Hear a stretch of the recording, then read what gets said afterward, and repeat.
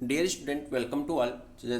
जैसा कि आप सभी लोग जानते हैं कि हम लोग क्लास 11th की बायोलॉजी पढ़ रहे हैं और चैप्टर सेकंड है आपका। तो चैप्टर सेकंड में हम लोगों ने अभी तक वीडियो क्लास को डिस्कस कर लिया है। इसके जो आपके नोट्स क्लास होते हैं वो क्लास नहीं करवाई गई थी, वीडियो क्लास कराई गई थी। तो मैंने आपसे कहा था कि आप वीडियो को देख लीजिए और अगर टॉपिक को डिस्कस कर लेंगे, आप पढ़ लेंगे तो आपको लर्न हो जाएगा आसानी से, कोई प्रॉब्लम नहीं आने वाली। लेकिन कुछ लोगों का कहना है कि सर इसका नोट्स भी करवा दीजिए, नोट्स क्लास भी करवा दीजिए। तो नोट्स क्लास को हम लोग कर लेते हैं और सब चैप्टर के अब हम नोट्स क्लास करेंगे, नोट्स क्लास और वीडियो क्लास दोनों क्लास करेंगे।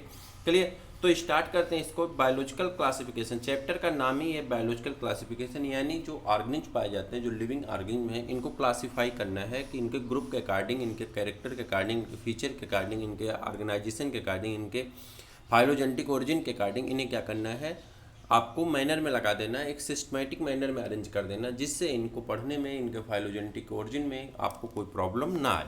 तो सबसे पहले देखते हैं biological classification is the scientific ordering. कह रहा है ये साइंटिफिक ऑर्डरिंग है, आप ऐसे कोई ऑर्डर नहीं बना सकते, बल्कि एक साइंटिफिक मैनर है, उस मैनर में ऑर्डरिंग करना है। किसकी? ऑर्गेनिज की, जो जीव हैं, जैसे कि मोनेरा किंगडम के हैं, प्रोटिस्टा के हैं, फंजाई के हैं, प्लांटी के, एनिमेलिया के, 5 किंगडम में डिवाइड किया गया है। तो किंगडम मोनेरा में सभी प्रोकैरियोटिक ऑर्गेनिज्म आते हैं। वीडियो क्लास में हम लोग किंगडम मोनेरा के बैक्टीरिया सेल तक डिस्कस कर चुके हैं। बैक्टीरिया सेल के बाद आपको वीडियो क्लास में आर्की बैक्टीरिया और पढ़ना है, आर्की बैक्टीरिया को, यू बैक्टीरिया को और माइकोप्लाज्मा को। 3 पॉइंट है, जो 3 पॉइंट आपके मोनेरा किंगडम के एक ही वीडियो क्लास में कवर कर लिए जाएंगे। उसके बाद हम लोग किंगडम प्रोटिस्टा में पहुंच जाते हैं। तो अभी जो हम लोगों के पास नोट्स है, जो क्लास हम लोग कर चुके हैं, वीडियो क्लास की बात कर रहे हैं, तो उसे वीडियो क्लास आप देख लेंगे। जब आप प्लेलिस्ट में जाएंगे तो प्लेलिस्ट में आपको मिल जाएगा 11th CBSE 11th video class. तो वीडियो क्लास आपको मिल जाएगी, इसमें ही NCERT क्लास लिखी गई थी। NCERT क्लास आपको प्लेलिस्ट में मिल जाएगी। चैनल को सब्सक्राइब करेंगे, प्लेलिस्ट पे जाएंगे, प्लेलिस्ट आपको मिल जाएगी। इन द हेरेल्चियर सीरीज, कह रहा है हेरेल्चियर सीरीज के अकॉर्डिंग क्या होता है, जो एक सीरीज बनती है उस सीरीज के अकॉर्डिंग ग्रुप में जो ऑर्गेनिज्म के बेसिक कैरेक्टर या रिलेशनशिप के अकॉर्डिंग कौन सा रिलेशनशिप होगा, मार्फोलॉजी, यानी उसकी मार्फोलॉजी कैसी है, एवोल्यूशनरी रिलेशनशिप कैसे ओरिजिन हुई, उनकी कहाँ से ओरिजिन हुई है, उनके एंसेस्टर कौन है, उनके एंसेस्टर में फीचर्स कौन से थे, उस फीचर के अकॉर्डिंग अदर और बहुत सारे कैरेक्टरिस्टिक फीचर को लेकर के इनकी एक साइंटिफिक सीरीज बनाई जाती है, एक ऑर्डरिंग की जाती है। उसी ऑर्डरिंग के अकॉर्डिंग इन ऑर्गेनिज्म को सेटअप किया जाता है, जिसे हम लोग बायोलॉजिकल क्लासिफिकेशन कहते हैं। टू किंगडम सिस्टम क्लासिफिकेशन, सबसे पहले क्या था कि 2 किंगडम सिस्टम क्लासिफिकेशन था, बाद में 5 किंगडम सिस्टम क्लासिफिकेशन आया। तो 2 किंगडम सिस्टम क्लासिफिकेशन को डिस्कस करते हैं। It is the suggested by Carolus Linnaeus. कह रहा है 2 किंगडम सिस्टम क्लासिफिकेशन को जिसने सजेस्ट किया, उनका नाम क्या है, कैरोलस लीनियस। आपको याद रखना होगा इस टर्म को, और आपको इसको अंडरलाइन भी कर लेना है अपने नोट्स में। He divided the living world organism into 2 kingdom. कह रहा है कि इन्होंने पूरे लिविंग वर्ल्ड को, जो पूरा संसार है, जीवित का संसार है, जीवन का संसार है, यानी जो लिविंग ऑर्गेनिज्म है, सबको इन्होंने 2 किंगडम में ही क्लासीफाई कर दिया था। और इन्होंने कब किया था? 1758 में किया था। इसलिए इन्होंने बहुत पहले ही ये काम किया था और इसको क्या काम किया, 2 किंगडम में ही क्लासीफाई कर दिया। Kingdom Plantae and kingdom animalia, सबसे पहले किसको बताया, ऑर्गेनिज्म को, किंगडम प्लांटी को, और फिर किसको लाए, किंगडम एनिमेलिया को। किंगडम प्लांटी की बात करते हैं एट द सेलुलर लेवल। अगर सेलुलर लेवल की बात करते हैं, सेल के स्तर पे बात करते हैं, सेल वाल सराउंडेड ए प्लांट सेल। कह रहा है कि प्लांट सेल के ऊपर सेल वाल पाई जाती है। जो प्लांट सेल होते हैं, प्लांट सेल के ऊपर रिजिड सेल वाल पाई जाती है, जो इसके रिजिडिटी को और टेरिजिडिटी को मेंटेन करने का काम करती हैं। तो यहाँ पे प्लांट सेल में प्लांट सेल वाल पाई जाती थी, and not surrounded by animal cell. लेकिन एनिमल सेल में यह नहीं पाई जाती। तो इसके बेस पे, यानी सेलवाल के बेस पे, अगर जिनमें पाया जाता तो प्लांट है और जिनमें नहीं पाई जाती वो क्या है, एनिमल है। So bacteria are placed in the plant kingdom. तो बैक्टीरिया को इन्होंने कहाँ पे प्लेस कर दिया, प्लांट किंगडम में, क्योंकि बैक्टीरिया क्या था, बैक्टीरिया के ऊपर सेलवाल पाई जाती है। और मैंने आपको बताया था बैक्टीरिया के ऊपर सेलवाल पाई जाती है, उसके ऊपर कैप्सूल पाए जाते हैं। तो उन सब चीज़ों के बारे में हम लोगों ने वीडियो में, डायग्राम में बेसिकली उसको देखा है, उसको समझा है, कैसे सेल का स्ट्रक्चर होता है, कैसे पाई जाती हैं सारी चीज़ों को। तो वीडियो क्लास भी आप साथ में देखते रहेंगे, तभी आपको इसका ज़्यादा हेल्प मिलने वाला है। यहाँ हम सिर्फ नोट्स और नोट्स की एक तरह से कह दीजिए कि हिंदी वर्जन बता रहे हैं, जिससे आपको इजली नोट्स को प्रिपेयर करने में आपको मदद हो जाए। आगे कर रहे हैं unicellular eukaryotes which have chloroplast, कह रहा है कि यूनिसेलुलर जो सेल थी जिसके पास क्लोरोप्लास्ट पाए जाते थे। क्लोरोप्लास्ट एक पिगमेंट होता है, ये प्लास्टिड होती है, प्लास्टिड एक पिगमेंट है, सेल में पाया जाता है। इसे 3 फेज में कन्वर्ट किया गया है, क्रोमोप्लास्ट, क्लोरोप्लास्ट और ल्यूकोप्लास्ट। क्रोमोप्लास्ट जो होता है एक कलर पिगमेंट होता है, बट इसमें ग्रीन कलर एब्सेंट होते हैं। क्लोरोप्लास्ट में कलर पिगमेंट ये भी होता है, लेकिन इसमें सिर्फ ग्रीन कलर आते हैं। और ल्यूकोप्लास्ट कलरलेस पिगमेंट पाया जाता है। तो जो क्लोरोप्लास्ट होता है, क्लोरोप्लास्ट का काम होता है कि सनलाइट को ट्रैप करना और ऑटोट्रोपिक न्यूट्रिशन में हेल्प करना। आर कंसीडर बाई प्लांट, कह रहा है प्लांट में क्लोरोप्लास्ट पाए जाते हैं, इसीलिए प्लांट कैसे होते हैं, ऑटोट्रोपिक होते हैं, यानी वह अपना भोजन स्वयं बना लेते हैं, यानी they have ability to prepare their own food. Clear. Next आगे हम बढ़ते हैं। Fungi are also regarded as plant because they have cell wall but lacked green pigment, कह रहा है फंजाई को तो ऑलरेडी किस में रखा गया था, 2 किंगडम सिस्टम क्लासिफिकेशन में रिगार्ड किया गया था प्लांटी में, जबकि इसमें सेलवाल पाया जाता है। इसी के बेस के ऊपर इसको क्या किया गया था, प्लांटी किंगडम में रख दिया गया था। लेकिन क्या हुआ कि इसमें एक प्रॉब्लम थी, और वो प्रॉब्लम ये थी कि इसमें जो है ग्रीन पिगमेंट यानी क्लोरोफिल नहीं पाया जाता है। तो जो क्लोरोफिल नहीं पाया जाएगा तो प्लांटी कैसा, फंजाई कैसा हो जाएगा, फंजाई हेट्रोट्रॉपिक हो जाएगा। अब हेट्रोट्रॉपिक हो सकता है, सेप्रोफाइटिक हो सकता है पैरासाइटिक हो सकता है। तो इस प्रकार से जो फंजाई था इसे कहाँ रखा गया था, प्लांट किंगडम में रखा गया था 2 किंगडम सिस्टम क्लासिफिकेशन के अकॉर्डिंग। यूनिसेलुलर यूकैरियोट्स, यूनिसेलुलर की बात करते हैं। यूनिसेलुलर यूकैरियोटिक जो ऑर्गेनिज्म थे that move and ingested food are place to the animal, कह रहा है कि ऐसे ऑर्गेनिज्म जो कि मूव कर सकते थे और फूड को इनगल्फ करते थे यानी इनटेक करते थे, इंजेस्टेड करते थे, ऐसे ऑर्गेनिज्म को क्या कहते थे, एनिमल कहते थे। और ये कैसे होते थे, यूनिसेलुलर से लेकर के, इसमें unicellular eukaryote that move to the, अच्छा यूनिसेलुलर यूकैरियोट से लेकर के और हायर मल्टी सेलुलर तक के ऑर्गेनिज्म जिनके अंदर एक कैपेबिलिटी पाई जाती थी, वो सभी किस में आते थे, किंगडम एनिमेलिया के बेस पे रख दिए गए थे। तो 2 किंगडम है, दोनों किंगडम के हम लोग क्या करेंगे, फीचर को पढ़ लेंगे, यानी जनरल कैरेक्टर को डिस्कस कर लेंगे। हालांकि आपको बता दें कि 3rd चैप्टर जो आपका है वो किंगडम प्लांटी पे ही है, और 4th चैप्टर जो आपका है वो पूरी तरह से किंगडम एनिमेलिया है। यानी किंगडम प्लांटी और किंगडम एनिमेलिया को हम लोगों को डिस्क्राइब करना है डिस्क्रिप्टिव क्लास में, और बहुत विस्तृत इसका डिस्क्रिप्शन के अकॉर्डिंग बहुत ज़्यादा पढ़ना है। लेकिन यहाँ पे हम लोग बेसिक कैरेक्टर को डिस्कस करेंगे जो 2 किंगडम सिस्टम क्लासिफिकेशन के अकॉर्डिंग नेसेसरी है। Clear.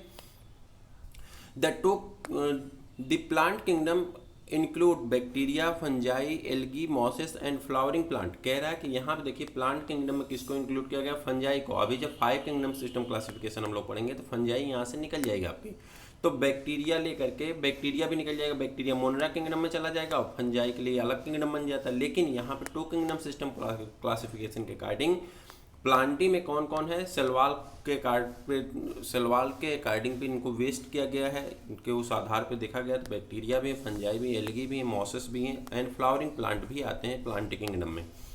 The characteristic of kingdom plantae are, जो किंगडम प्लांटी के कैरेक्टरिस्टिक फीचर हैं वो इस प्रकार से हैं, जैसे फ्रॉम साइज एंड सिमिट्री, जो इनकी साइज और सिमिट्री होती है। तो the overall form of size is generally variable in plant, कह रहा है जो पूरी साइज होती है ये वेरिएबल होती रहती है। सिमेट्री आर इरेगुलर सिमेट्री पाई जाती है, कोई रेगुलर सिमेट्री नहीं पाई जाती है। Moment and locomotion, plant if at all move there part, कह रहा है प्लांट तो मूव नहीं करता लेकिन इसके जो पार्ट हैं वो मूव करते हैं। Do so very slowly because that lack muscles, कह रहा है कि इनमें जो लोकोमोशन या मूवमेंट होती है बहुत स्लोली होती है, होती भी है बहुत स्लोली। जैसे क्या है कि इसमें क्या कहते हैं, ग्रोइंग ऑफ द, जैसे आपने 9th में पढ़ा था इसको, तो यहाँ पर आपने पढ़ा था एपिकल मेरिस्टम, लेटरल मेरिस्टम और इंटरकैलरी मेरिस्टम। आप पढ़ेंगे, आप में भी टिश्यू है, टिश्यू पढ़ेंगे। तो इसमें क्या होता है, प्लांट के जो टिश्यू होते हैं वो धीरे धीरे ग्रो कर देते हैं, और वही प्लांट के ग्रोइंग नेचर को ही क्या कहा जाता है, प्लांट के ग्रोइंग नेचर को ही मूवमेंट कहते हैं। तो स्लोली बी का दे हैव लाइक मसल्स, इसमें मसल्स नहीं पाई जाती है। प्लांट आर मोस्टली रूटेड, कह रहा है ज़्यादातर पौधे कैसे होते हैं, रूटेड होते हैं यानी जड़ वाले होते हैं। एंड इनकैपेबल टू लोकोमोशन, और लोकोमोशन के लिए इनकैपेबल होते हैं यानी उसमें गति नहीं पाई जाती है। Growth, growth is plant occur at the growing point only, कह रहा है ग्रोथ जो होता है वो प्लांट में पाई जाती है।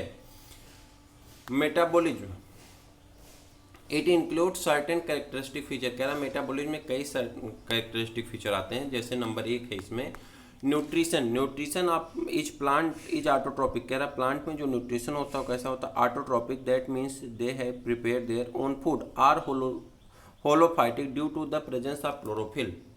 सम ऑफ सेप्रोफाइटिक, और कुछ ऐसे होते हैं जो कि सेप्रोफाइटिक होते हैं, यानी they can feed nutrient dead and decaying matter.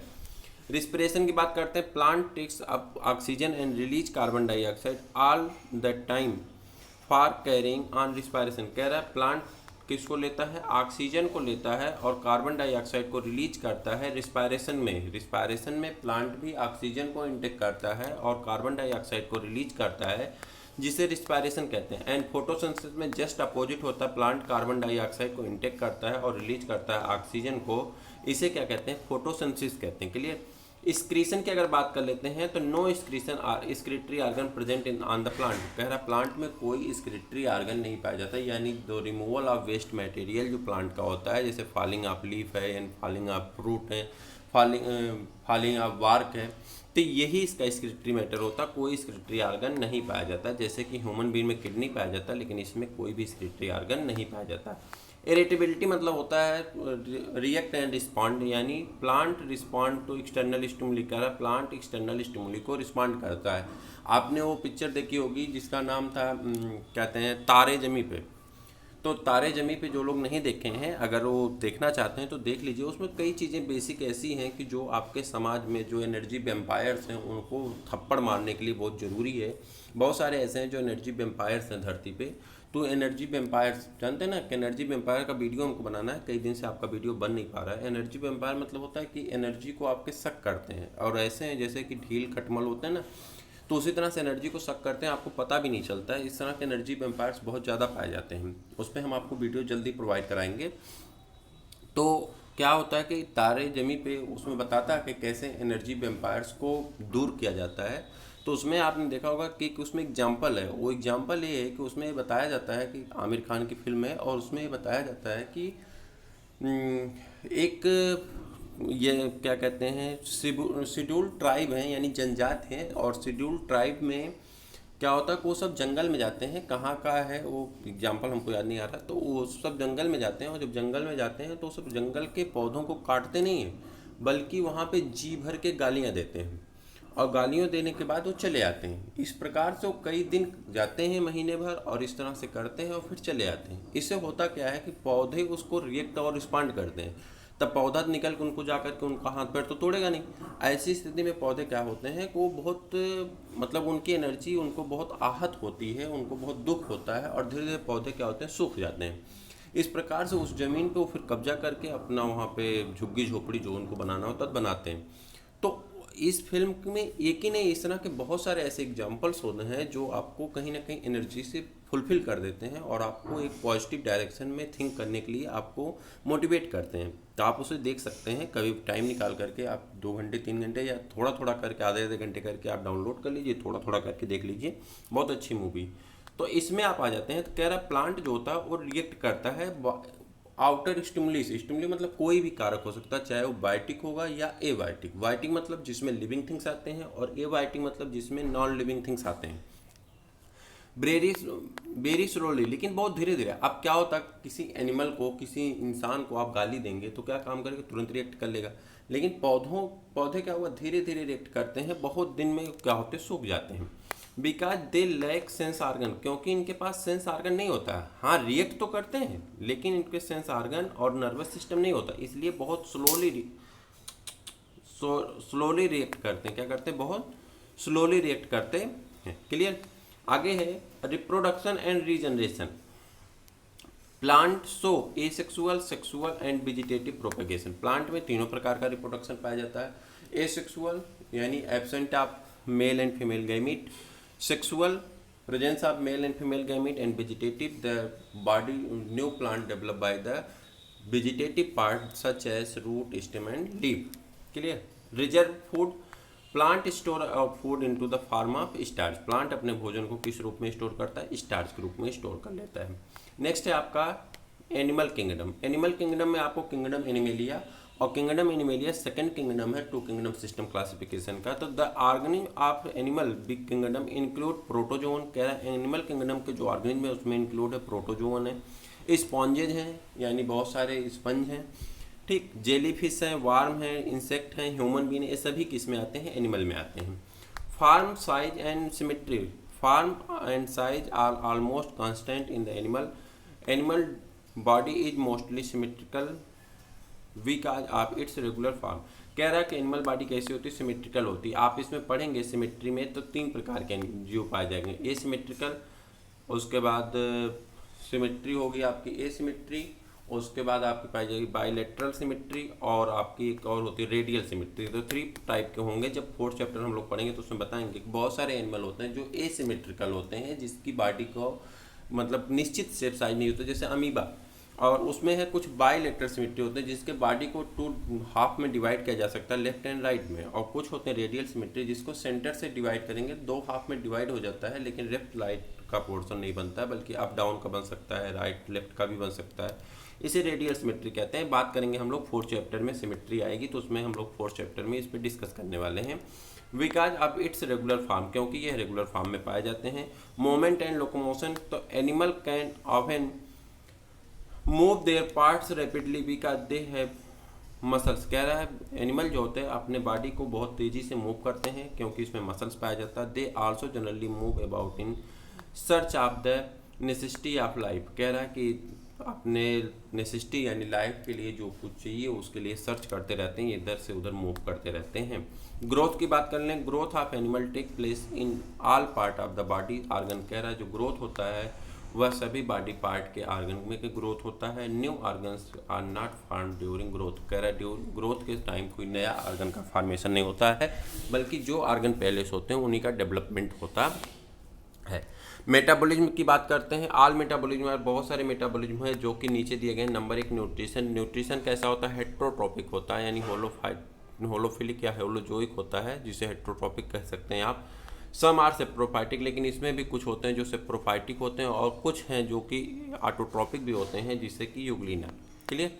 Respiration की बात कर लेते हैं। रिस्पायरेशन में अगर आते हैं, intake of oxygen and output of carbon dioxide due to cause of energy production के लिए, तो क्या होता है कि ऑक्सीजन को लेते हैं और कार्बन डाइऑक्साइड को क्या करते हैं, निकालते हैं। मैंने फिर से मैं आपको एक बार बता दूं कि अगर आप चैनल पर नए हैं तो चैनल को सब्सक्राइब कर लीजिए और ज्वाइन कर लीजिए व्हाट्सएप पे, टेलीग्राम पे और फेसबुक पे, तीनों जगह पे यही नंबर हैं, आप इस नंबर से ज्वाइन कर सकते हैं। एक्सक्रीशन की बात कर लें, animal beings active organism from nitrogenous waste matter which are eliminated to the excretory organ. कह रहा है कि जो नाइट्रोजनस मैटर होते हैं जैसे कि यूरिन है, यूरिया है, ठीक है, यूरिक एसिड है, इसे बॉडी से एलिमिनेट कर दिया जाता है, निकाल दिया जाता है एक्सक्रीटरी ऑर्गन के द्वारा। और एक्सक्रीटरी ऑर्गन ह्यूमन बीइंग की बात करें तो किडनी होता है। इरिटेबिलिटी की बात करते हैं। Animals respond to external stimuli. कह रहा है एनिमल भी बहुत एक्सटर्नल स्टिमुली पे रिस्पॉन्ड करते हैं क्विकली, बहुत तेज़ी के साथ, बिकॉज दे है मोस्टली ऑर्गन सेंस ऑर्गन। इनमें ज़्यादातर में सेंस ऑर्गन पाए जाते हैं, नर्वस सिस्टम पाए जाते हैं और मसल्स पाई जाती है, जिसके कारण ये बहुत तेज़ी से रिएक्ट कर सकते हैं। और रिप्रोडक्शन की बात करते हैं तो मोस्टली एनिमल रिप्रोड्यूस सेक्सुअली। ज़्यादातर एनिमल कैसे रिप्रोडक्शन करते हैं, sexually. Do not depend on the outer agency, ये किसी आउटर एजेंसी पे डिपेंड नहीं होते। Some lower animals reproduce asexually and some have the regeneration capacity. कह रहा है कुछ में क्या होता है कि सेक्सुअल रिप्रोडक्शन होता है और कुछ में रीजनरेशन कैपेसिटी पाई जाती है, जैसे कि प्लेनेरिया और hydra. Reserve food, it reserve food by the form of the glycogen. यह अपना भोजन किस रूप में स्टोर करता है, ग्लाइकोजन के रूप में स्टोर करता है। अब ड्रॉबैक है टू किंगडम सिस्टम क्लासिफिकेशन का, तो ड्रॉबैक में हम लोग देखते हैं drawback of two kingdom system classification. Number 1 है bacteria are placed in the plant kingdom. Bacteria को प्लांट किंगडम में रखा गया है due to presence of cell wall, क्योंकि उसमें सेल वॉल पाई जाती है। बट इट इज़ प्रोकैरियोट, लेकिन यह कैसा है, प्रोकैरियोटिक ऑर्गेनिज्म है, तो इन्हें प्लांट किंगडम में रखना क्या है, ये गलत है, इसलिए इनको यहाँ से निकाला जाएगा। No correct place of the bacteria, इसमें कह रहा है टू किंगडम सिस्टम क्लासिफिकेशन में बैक्टीरिया के लिए कोई करेक्ट प्लेस नहीं बताया गया। बाद में 5 किंगडम क्लासिफिकेशन को बैक्टीरिया को कहाँ रख दिया जाएगा, मोनेरा किंगडम में इंक्लूड कर दिया जाएगा। No correct place of the unicellular organism, कह रहा है यूनिसेलुलर ऑर्गेनिज्म के लिए कोई करेक्ट प्लेस नहीं दिया गया है कि यूनिसेलुलर ऑर्गेनिज्म को कोई करेक्ट प्लेस दे दिया जाए। उन्हें प्लांटी में भी इंक्लूड कर दिया गया, एनिमेलिया में भी इंक्लूड कर दिया गया। फंजाई की बात करते हैं, lack chlorophyll and have saprophytic unlike the typical plant. कह रहा है कि इसमें क्या होता है कि सेप्रोफाइटिक नेचर होता है, इसमें क्लोरोफिल भी नहीं पाया जाता, लेकिन इन्हें टिपिकल प्लांट ही में रख दिया गया, यानी प्लांट के किंगडम में रख दिया गया। सो नो करेक्ट पोजीशन, इसकी भी कोई करेक्ट पोजीशन नहीं है टू किंगडम सिस्टम क्लासिफिकेशन में। और आगे बात करते हैं, unicellular eukaryotic such as Euglena are placed in the both Plantae and Animalia. कह रहा है कि यूनिसेलुलर एक ऑर्गेनिज्म है जिसका नाम यूग्लिना है, उसे दोनों में रख दिया गया, प्लांटी में भी रख दिया गया और एनिमेलिया में रख दिया गया, जो कि इसका नेचर नहीं है। तो इस प्रकार से आप इसमें देख लिया टू किंगडम सिस्टम क्लासिफिकेशन क्या होता है। टू किंगडम सिस्टम क्लासिफिकेशन के बाद आपने ये देख लिया कि इसका ड्रॉबैक क्या है। तो नोट्स, आई होप कि आप अब नोट्स की भाषा को, लैंग्वेज को इजीली समझ सकते हैं कि नोट्स में लिखा क्या गया है। वीडियो आप देख लीजिए, नोट्स को राइट कर लीजिए अपनी कॉपी पे, उसे लर्न कर लीजिए। आपके एग्जाम में जो आपका एकेडमिक का एग्ज़ाम होगा या आपका इन फ्यूचर नीट का एग्ज़ाम होगा, दोनों के बेस के लिए आपका यह बेस बहुत मजबूत होगा, आपको किसी प्रकार की कोई समस्या नहीं आने वाली है। क्लियर? हाँ, मैं आपको एक सजेशन फ्री में दे दूं। वो सजेशन फ्री में ये है कि बहुत सारे ऐसे स्कूल्स और कॉलेज हैं जो अपनी एक क्या कहते हैं गाइडलाइन मेंटेन करने के लिए, कि बहुत सारे इंस्टीट्यूट के या कोचिंग के या चीज़ों के ना मिलने के कारण कि वहाँ से नहीं मिलेगा, तो हमारी थोड़ी सी क्या होगा, रिस्पेक्ट बढ़ जाएगा कि हमने बहुत बेहतरीन पढ़ा दिया। तो क्या होता है, कुछ बेसिक कैरेक्टर को पकड़ के लाते हैं और आपके नोट्स में लिखवाते हैं, वो आपके नोट्स में लिखवा देते हैं, फिर वहीं से क्वेश्चन पूछ लेते हैं। हालांकि वो बेसिक चीज़ें आपकी एनसीईआरटी में होता है, कभी कभी इंक्लूड ही नहीं होता है, कभी कभी क्या होता है कि इंक्लूड रहता है, कहीं पे पॉइंट में छोटी पॉइंट रहती है, उस छोटी पॉइंट को बड़ी करके लिखवाते हैं स्कूल में, और फिर उसके बाद आपसे चाहते हैं कि उसी का आप टोटली आंसर दें, क्योंकि उन्हें ये शो करना होता है कि हमने जो पढ़ाया वो बेटर है इन कंपेरिजन टू अनदर।